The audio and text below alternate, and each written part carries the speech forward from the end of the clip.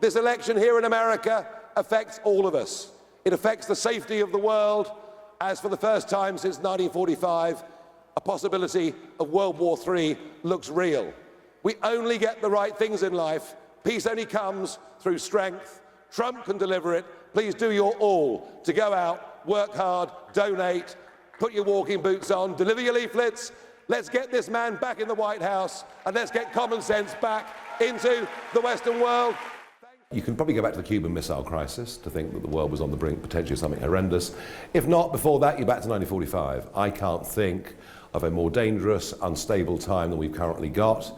We have a bloc forming against us. You know, Russia are now very much in the arms of China, India teetering as to which way it's going to go, South Africa now firmly in the other club, some South American countries in that club. You know, when you get big blocks that form up against each other, you're in a very dangerous place. Clearly, what is happening in Ukraine is horrific. Hundreds of thousands of men killed and wounded. We have the situation in the Middle East, not just Gaza, but of course what's happening with the Houthi rebels in the Red Sea, etc.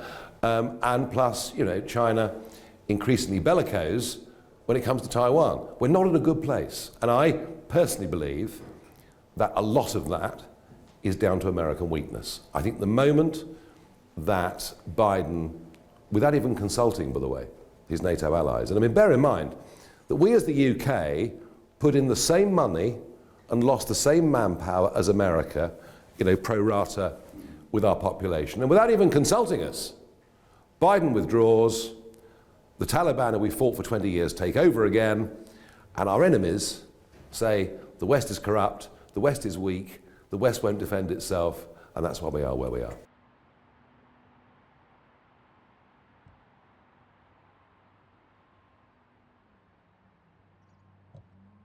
There is absolutely no chance of America abandoning their longest, most traditional allies. It isn't going to happen. I don't have the view that once Ukraine's fallen, that Putin comes for Poland and the Baltic states. I mean, who knows?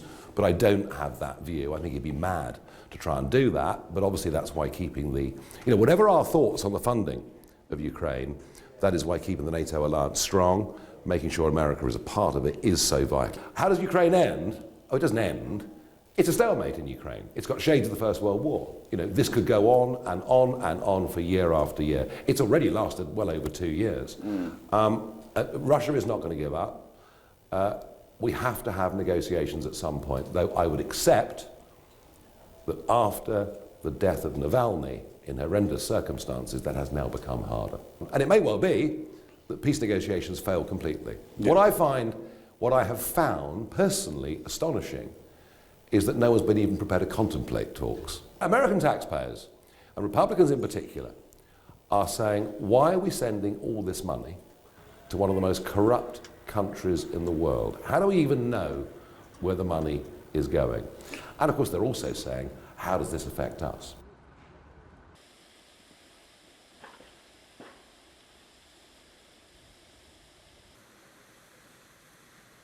Well, neither side's particularly strong. You know, both sides are literally bleeding physically and economically. Now, you know, Trump sees himself as a peacemaker. You know, don't forget, this was the first American president in years not to launch a new war. This was the American president under whose administration the Abraham Accords got drawn up.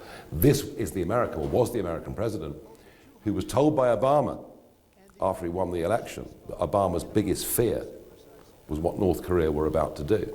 And yet this president in Trump took that on, crossed the boundary, and he did his best to be a peacemaker, and no one can deny that. And the idea that somehow, you know, he's Putin's puppet. No, it's Angela Merkel and Germany who made themselves Putin's puppet with the pipeline, the gas and everything else. I suspect that a Trump administration will continue to give help and relief to Ukraine. I don't know at what level. Equally, we're having the same debate in the United Kingdom as to what level of support we should give, given that we ourselves have hardly any artillery shells now left in stock, a point that perhaps doesn't get debated as often as it should. It says, repent, get ready, Jesus is coming. You know what, folks, I've got a funny feeling it could be just a bit too late for me. I mean, look, be honest with you. I mean, I think that through my platform on GB News and through what I do on social media, and in particular what I've done on TikTok over the course of the last 6 months, I think I am having influence over national debate. Millions of people do see what I have to say. They think about it, some even agree. And so I do think I have a position of influence over policy. And look, over the last couple of years, even since I left the European Parliament, since I left elected politics, I've led the campaign on debanking, with some pretty major promises to change the law and change the way things operate. So I've been able outside of politics to influence and shape national debate. Now that's of course what I enjoy doing. I'm not for one moment saying that I won't get back involved in politics at some point. It's just a question of when.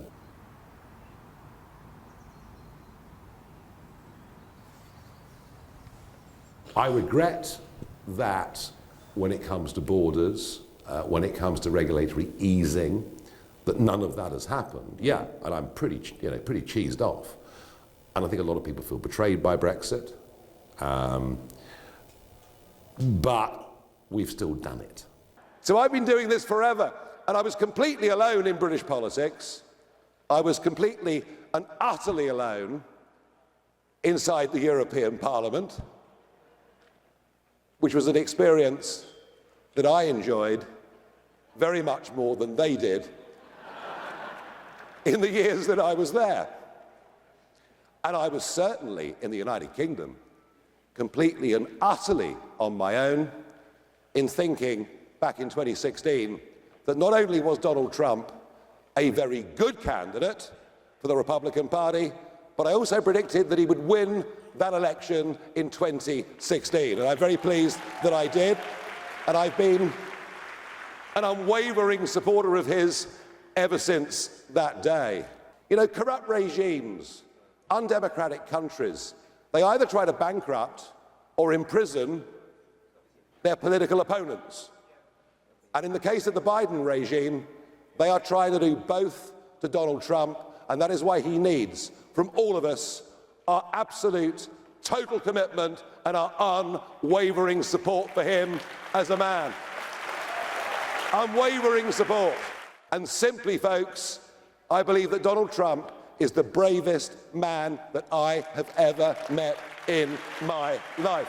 So please, I urge you, if you want the same things that we want, this election here in America affects all of us. It affects the safety of the world, as for the first time since 1945, a possibility of World War III looks real. We only get the right things in life. Peace only comes through strength. Trump can deliver it. Please do your all to go out, work hard, donate, put your walking boots on, deliver your leaflets. Let's get this man back in the White House, and let's get common sense back into the Western world.